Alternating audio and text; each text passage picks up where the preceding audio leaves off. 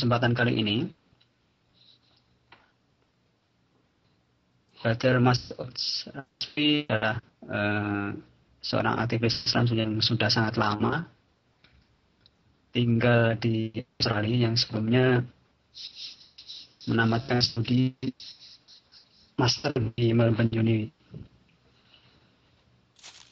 Kemudian saat ini sedang aktif di Sydney untuk berbagai aktivitas dakwah dan juga berbagai aktivitas yang lain.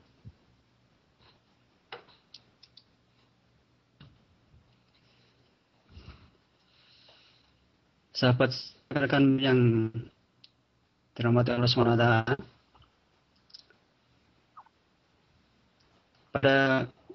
jadi tadi sekilas perkenalan dari Brother Mas'ud Rasfi.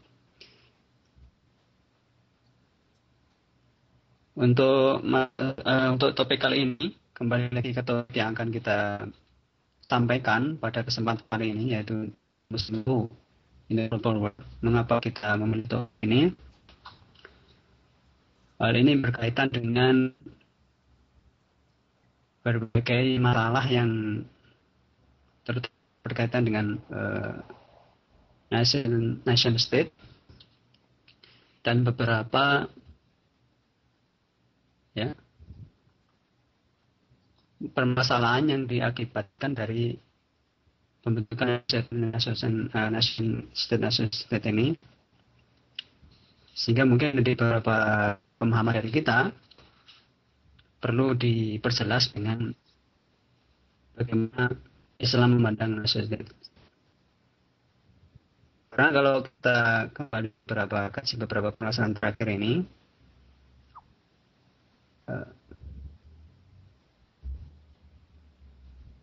pembagian beberapa wilayah-wilayah ini banyak sekali menimbulkan masalah, seperti kasus yang terakhir antara Indonesia dengan Malaysia, dengan peristiwa adanya alat, kemudian simpadan dan likitan. Itu hanya satu blok di situ saja sudah menimbulkan berbagai masalah, dan pembagian nation state ini di dalam era global sekarang hanya memicu berbagai masalah di bidang bagaimana membagi sumber daya alam atau yang lain, tapi juga berkaitan dengan kegiatan strategi yang lain, seperti adanya illegal fishing dan illegal logging yang lain. Nah, pada kesempatan kali ini pembicara akan mencoba membahas dari bagaimana peran kita sebagai orang Muslim melihat kondisi ini, dan bagaimana Islam nanti akan memberikan solusi dari permasalahan ini.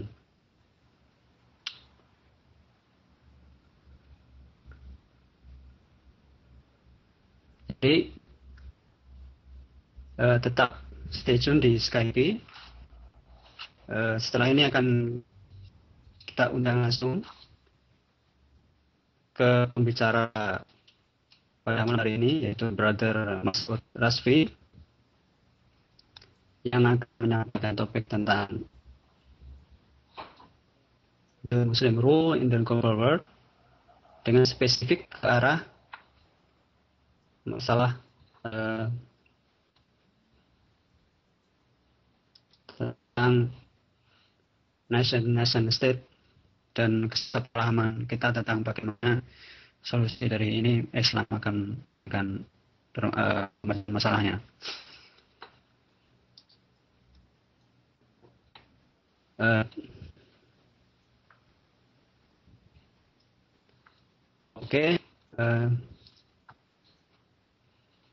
It's a brief introduction for this tonight lecture.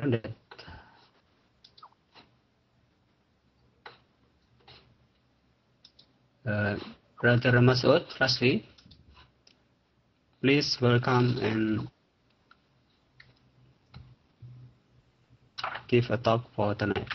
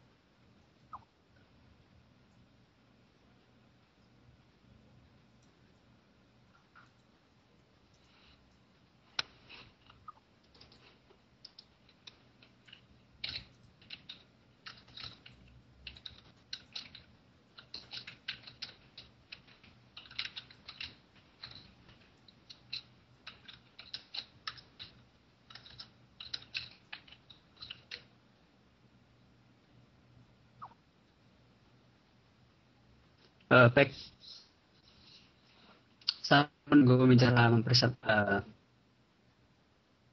materi untuk pada materi ini, sekedar berikan gambaran sebenarnya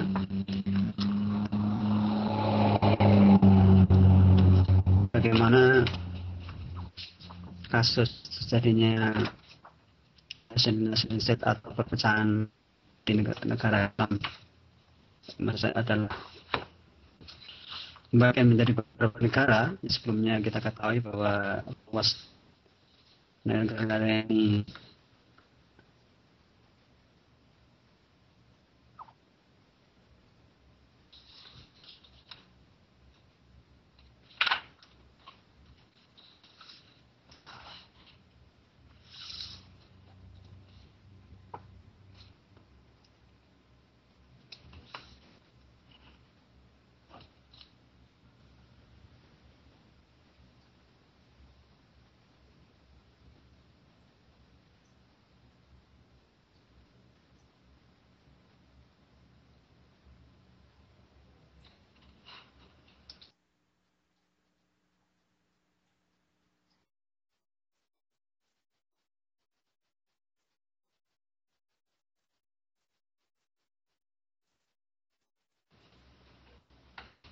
baik. Silakan,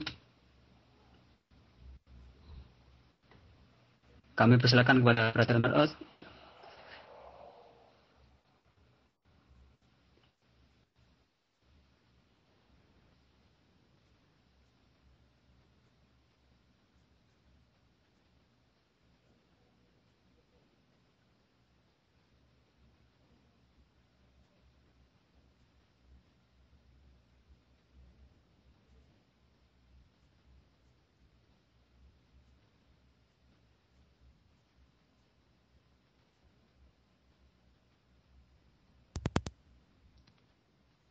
Hello, can you hear me now, brothers?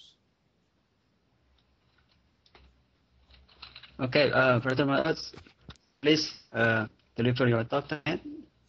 Yeah, I just wanted to check if you can hear me. Inshallah, I will start after that. Okay, brother. Okay, are you ready now? Yes, okay. Okay, you can start now. Thank you, All right. brother. أعوذ بالله من الشيطان الرجيم بسم الله الرحمن الرحيم إن الحمد لله نحمده ونستعينه ونستغفره ونعوذ بالله من شرور أنفسنا ومن سيئات أعمالنا من يهده الله فلا مضل له ومن يضلل فلا هادي له ونشهد أن لا إله إلا الله وأشهد أن محمدا عبده ورسوله. All praise is due to Allah subhanahu wa ta'ala. We praise Him, ask His help and forgiveness. We seek refuge from all the evil deeds and from all the evil within ourselves. Whosoever Allah guides, none can misguide. And whosoever has gone astray by the will of Allah subhanahu wa ta'ala, none can guide him. I bear witness that there is none worthy of worship except Allah subhanahu wa ta'ala, and I bear witness that Muhammad sallallahu alayhi wasallam was the last and final messenger sent for the entire mankind. Allah subhanahu wa ta'ala says in the Quran, Auzu billahi minash shaitanir rajim, Bismillahir Rahmanir Rahim, يا أيها الناس إنا خلقناكم من ذكر وأنثى وجعلناكم شعوبا وقبائل لتعارفوا إن أكرمكم عند الله أتقاكم إن الله عليم خبير. O mankind, we created you from a single pair of a male and female and made you into nations and tribes, that you may know each other, not that you may despise each other. Verily, the most honored of you in the sight of Allah subhanahu wa ta'ala is he who is the most righteous of you. And Allah subhanahu wa ta'ala has full knowledge and is well acquainted with all things. My dear brothers, since the late 17th century, after the Treaty of Westphalia, a European phenomenon to organize the world emerged. This phenomenon is called as a nation state. This idea was propagated and it eventually engulfed the Islamic State in the early 20th century. As a result, we see the Muslim world now divided into more than 55 nations, each with its own national identity, each with its own national flag, each with its own national anthem, each with its own national borders, and each with its own ruler.